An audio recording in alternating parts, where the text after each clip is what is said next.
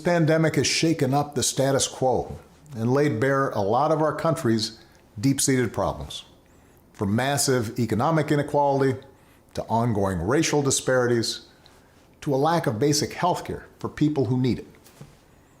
It's woken a lot of young people up to the fact that the old ways of doing things just don't work. That it doesn't matter how much money you make if everyone around you is hungry and sick, and that our society and our democracy only work when we think not just about ourselves, but about each other. It's also pulled the curtain back on another hard truth, something that we all have to eventually accept once our childhood comes to an end.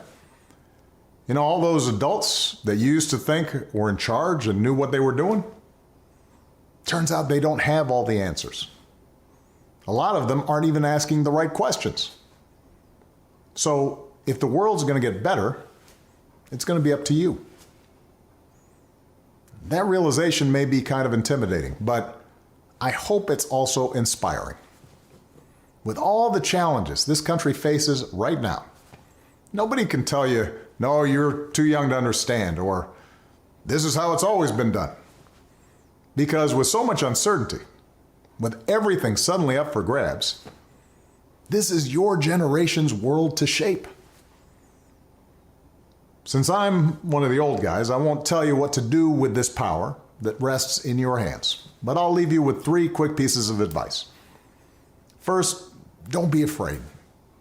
America's gone through tough times before. Slavery, civil war, famine, disease, the Great Depression, and 9/11. And each time, we came out stronger. Usually because a new generation, young people like you, learned from past mistakes and figured out how to make things better. Second, do what you think is right. Doing what feels good, what's convenient, what's easy, that's how little kids think. Unfortunately, a lot of so-called grown-ups, including some with fancy titles and important jobs, still think that way, which is why things are so screwed up. I hope that instead you decide to ground yourself in values that last, like honesty, hard work, responsibility, fairness, generosity, respect for others. You won't get it right every time.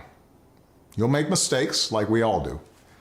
But if you listen to the truth that's inside yourself, even when it's hard, even when it's inconvenient, people will notice.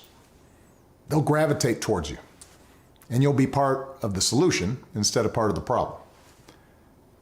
And finally, build a community. No one does big things by themselves. Right now, when people are scared, it's easy to be cynical and say, let me just look out for myself, or my family, or people who look or think or pray like me. But if we're going to get through these difficult times, if we're going to create a world where everybody has opportunity to find a job and afford college, if we're going to save the environment and defeat future pandemics, then we're going to have to do it together. So be alive to one another's struggles. Stand up for one another's rights. Leave behind all the old ways of thinking that divide us: sexism, racial prejudice, status, greed, and set the world on a different path.